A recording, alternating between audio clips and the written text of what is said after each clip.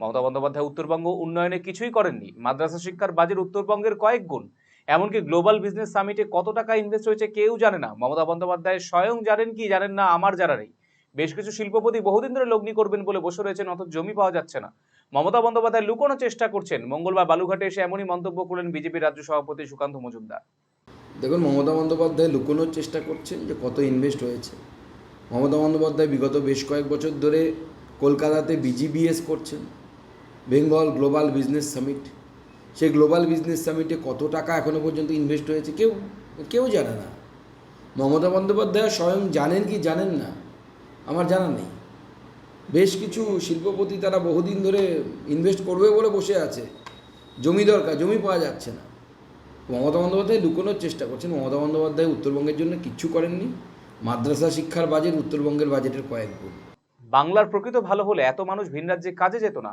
ভাতা দিয়ে সাময়িক সাহায্য করতেই পারেন, কিন্তু উত্তরবঙ্গে বেকারদের কর্মসংস্থান কোথায়? এই প্রশ্ন করলে বাংলা বিরোধিতা হয়ে গেল।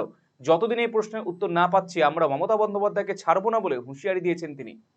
দেখুন, বাংলার যদি প্রকৃত ভালো হতো তাহলে আজকে বাংলা থেকে এত মানুষ অন্য রাজ্যে পরিযায়ী শ্রমিক হয়ে যেতে বাধ্য হতো না।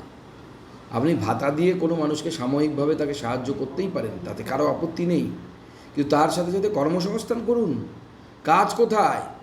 কাজ নেই তো। উত্তরবঙ্গ থেকে ট্রেন ভরে ভরে দক্ষিণ ভারতে যাচ্ছে যুবক, অল্প বয়সী ছেলেরা, মাঝ বয়সী ছেলেরা, কেন যেতে বাধ্য হচ্ছে? মমতা বন্দ্যোপাধ্যায় প্রশ্নের উত্তর দেবেন না? ও প্রশ্ন করলেই বাংলার বিরোধিতা করা হয়ে গেল। বাংলার স্বার্থে এই প্রশ্নগুলো করা উচিত, আর যতদিন এই প্রশ্নের উত্তর না পাচ্ছি আমরা মমতা বন্দ্যোপাধ্যায়কে ছাড়বো না।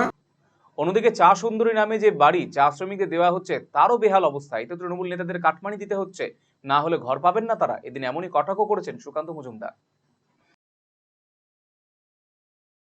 তো সেই চা বাগানের বাড়ি তো আমরা দেখেছি এর আগে। চা সুন্দরী নামে যে বাড়ি দেওয়া হয়েছে, সোজা লম্বালম্বি করে শোয়ার জায়গা পর্যন্ত নেই, ভয়ঙ্কর বাজে অবস্থা। এবং সেই বাড়ির টাকা এখন তো তৃণমূল কংগ্রেসের নেতারা কাউকে 30,000, কাউকে 25,000 করে দিতে হচ্ছে, তবে আপনি বাড়ি পাবেন, নাহলে বাড়ি পাবেন না। রায়গঞ্জবাসীদের জন্য সুখবর। যারা দীর্ঘদিন ধরে পেটের সমস্যায় ভুগছেন তাদের জন্য রায়গঞ্জ দিশারিতে আসছেন ব্যাঙ্গালোরের প্রখ্যাত গ্যাস্ট্রোএন্টারোলজিস্ট ডাক্তার ইরশাদ আলী, HMD, DNB। এখন থেকে প্রতি মাসে নির্দিষ্ট দিনে ডাক্তারবাবুকে দেখাতে আজই যোগাযোগ করুন দিশারি হেলথ কেয়ার, উকিলপাড়া, রায়গঞ্জ শাখায়। যোগাযোগ করুন 7477785509 এই নম্বরে এবং 7477785512 এই নম্বরে।